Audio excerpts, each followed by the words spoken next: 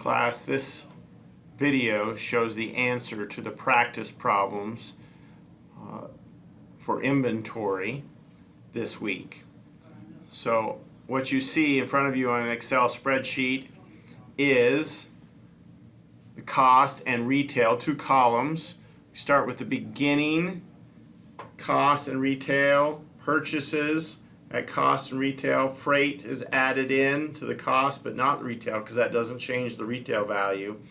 Purchase returns are subtracted, so they're going to be reduced from both of our columns.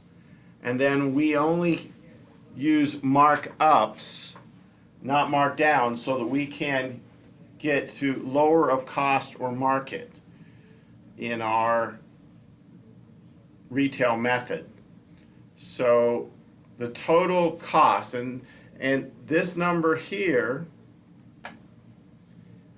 is this plus this plus this. We are ignoring the beginning because we want to apply truly LIFO to this. Now that's a little different than the example in the reading, which added all of these up, and most of the time it won't make that much of a difference because the percentages are pretty consistent.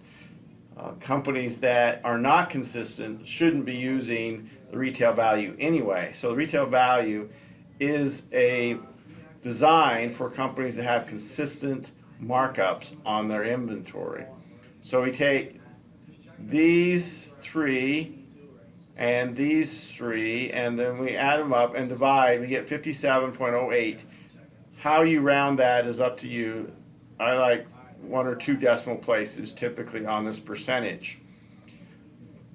Once we have that, then we continue on the problem. We subtract out the markdowns after we calculate the cost of retail percentage. Then subtract our sales at retail. All of these are given to you in the problem. You get an ending inventory at retail. We compare that ending inventory at retail with the beginning inventory at retail, and we note that we have gone up. In fact, we've gone up substantially, $230,000 from what it was at the beginning. That means that we have created a new layer, $230,000 at retail at least, layer. That layer, that amount is multiplied by the cost of retail for this particular year to get our cost of inventory. We then take our cost for the layer for this year and add it to our cost from last year or the beginning, and that is our inventory at cost at the ending on balance sheet. Now, if this ending inventory at retail would have been lower than this, then there would be no new layer. And in fact, we would not use this cost of retail percentage we calculated. Instead, we would use the ratio that we would get by dividing this cost by this retail, and then multiplying it by the ending inventory at retail. Because there's no new layer, there's no layer at this new cost of retail. It would be at the old cost of retail because the old stuff is what we still have under LIFO. Okay, for dollar value LIFO, our example, we started with a base layer of 2340.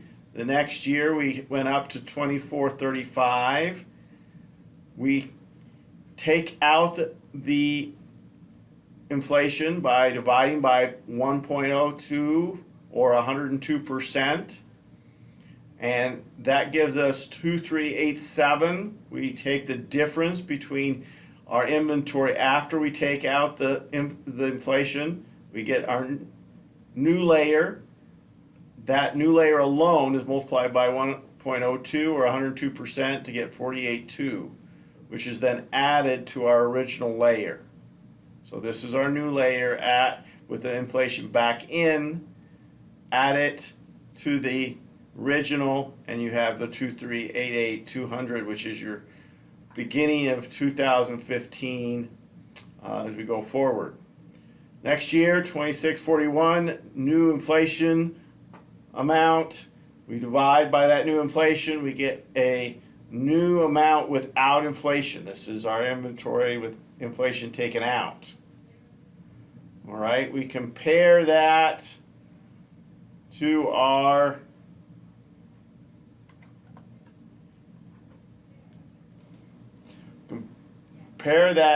without inflation to the last time we had the inflation taken out, which is back here, this 2387. So the difference is this 104. So what do we do with that 104? That becomes our new layer, and we multiply it by the 106 that we used earlier. So our inventory consists of our original layer plus the new layer we got from the year after that, 2015, plus the new layer we added this year by taking the 104 times 104,255 by the 106%. And that adds up to 2,498,710. Then we take our last year, 2598, we divide by the 109 because that was given to us. We get 2383. Now that's lower than the last time we took our inventory, or last time we took the inventory, the inflation out of the inventory was right back here. It's lower. So we didn't add a layer. In fact, we went into this layer, and the next one, that one, we were lower than that one too. So we compare it to that one, and it's negative, meaning we subtract that, take that, subtract that, that's a negative. We go back to the next one, and we take that, subtract that, and that's negative. So we go all the way back to the beginning, and we take that number and subtract the original layer, and we get 43,486. Well, that layer is from this year. So we use the 1.02 or 102% to multiply. And that 44,356, right, plus the 2340, the original layer, is our inventory for 2016. All right, 2017. So from this information, you can calculate gross profit and cost of goods sold by taking beginning inventory, as long as you have the beginning inventory, add the purchases that were given to you, subtract the ending inventory for any given year, and that will give you cost of goods sold. And gross profit is sales minus cost of goods sold, and gross margin percent or ratio is the gross profit divided by the sales. Finally, we have a lower of cost or market problem. We have 3 items. I gave you the cost, and if you read carefully the information, you find the net realizable value for each one of them is listed here. When you apply lower of cost or market individually, you find that for these 2 items, the lower of cost, the net realizable value is lower than the cost. So that's what you choose of the lower cost or market.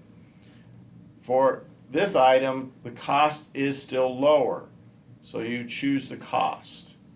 And that means you have no loss and no adjustment needed for that item. These items, you take your number of items, multiply by the difference between the cost and the net realizable value to get 805 and 3000. Together, that is a debit to cost of goods sold and a credit to inventory or to a valuation account if that's how you choose to use it. When you sell that inventory, you're going to get $24.75. That's $165 times the 15. And your cost of goods sold is going to be $24.75 because that's what's left in inventory. That's what you adjusted to. So by the time you take off this adjustment, your inventory goes down to $24.75. The goal in US GAAP is that when you sell those items where you recognize an earlier lower of cost or market adjustment, you should get zero profit, meaning your sales should be the same as your cost of goods sold. You're just recouping your costs.